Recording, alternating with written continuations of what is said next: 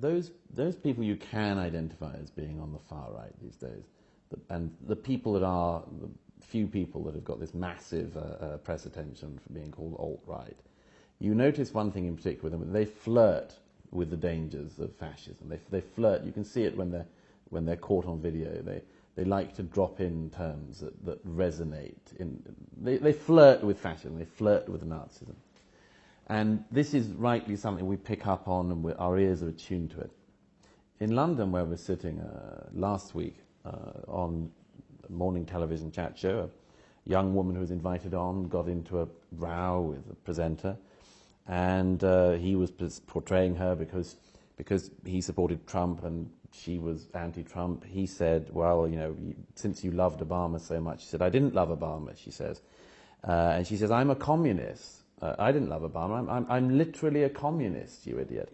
And this, as we speak, has become not just enormously popular, but gigglesome on the left in this country. And I'm not talking about the far left. I'm talking about the left right up to and involved with Her Majesty's opposition. I'm literally a communist has just been made into a T-shirt by a group on the left, and they're selling it. And this in an era when we've been endlessly told, the only thing you do if you see a fascist is to punch them in the face. And there seems to be, as I've always said, a supply and demand problem with the fascists. Yes. There aren't enough for the demand there seems to be to find them. But yet, here you have, live on television, I'm literally a communist, and it's unimaginable. We all know it's unimaginable that somebody would say, I'm literally a fascist on TV, and everyone would find it wonderful, and everyone would make I'm literally a fascist T-shirts. So this 20th century era, this educational era, seems to me to be having real-world consequences of a kind that... It's a catastrophe. It means that we learned half the lesson. We sort of learned half the lesson of the 20th century, right? And well, thank God we sort of learned half the lesson, but the other half has not been learned, and that's not acceptable, not in the least acceptable. Yeah, the idea that you can the data in the United States indicates that 1 out of 5 social science professors are self-proclaimed Marxists. It's like, you're a Marxist? Really? Like, seriously? Yeah, not only am I a Marxist, it's one of the things that makes me morally virtuous. Well, what about the 20th century? Well, that wasn't real communism.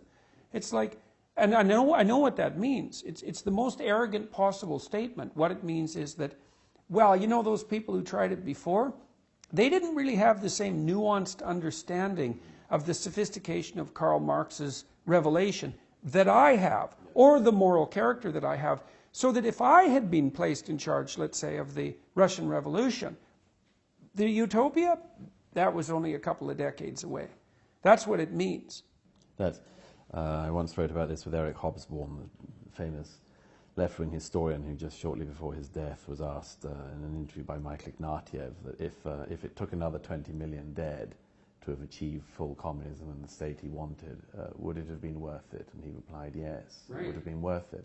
Again, unimaginable that this could happen in the opposite direction. But particularly unimaginable still this idea, even after the 20th century, that these Marxists, literally a communist people, still are standing on the piles of tens of millions of skulls saying a bit more violence and we might yet get to utopia. It's an extraordinary... Always one murder away from utopia. One more murder away from utopia. Well, and the way that the leftists defend themselves is by saying things like, well, what about all the deaths created by capitalism? You're not factoring them into the equation. And then, of course, the problem there is that most systems manifest themselves in various forms of bloody excess. And so how you tally up the bodies depends on where you draw the boundaries around your conceptual systems. And if you include the entire history of the Western expansion into the New World, say, over the last 400 years, and you decide that that's a manifestation of Western capitalism, let's say, then, well, the tallies, I suppose, looks somewhat They look different. And at the very least, you can say that the number of people raised out of poverty by capitalism is significantly higher than the number of people raised out of poverty by communism. Well, this is. I think there's something crucial about that, because one of the things that we will have to contend with is something like that, which is that every system is, in some sense, a system of oppression and bloodshed. But some of them also produce a modicum of wealth and happiness. And I would say that that's the proper defense of what has been established as a consequence of the primacy of the individual in the conceptual schemes of the West, is our bloody oppressive system at least produces some modicum of wealth and well-being, whereas the communist system produced, if you're optimistic communist, no more deaths, which I believe is wrong, but zero wealth and a tremendous amount of collateral destruction. And so it could easily be that we're in a position where all we have to choose from is horrible systems, some of which do some things right now and then. And that would be our system. That would be the Western system. And I think there's plenty of evidence for that too, accruing evidence, because what's happening right now across the world is that as the idea of individual sovereignty and associated property rights and freedom of choice and so forth are increasingly instantiated in developing countries, those countries are moving away from conditions of abysmal poverty at a staggering rate. And so, like, the right-wing types have to admit that hierarchies do dispossess and that they have their elements of brutality about them.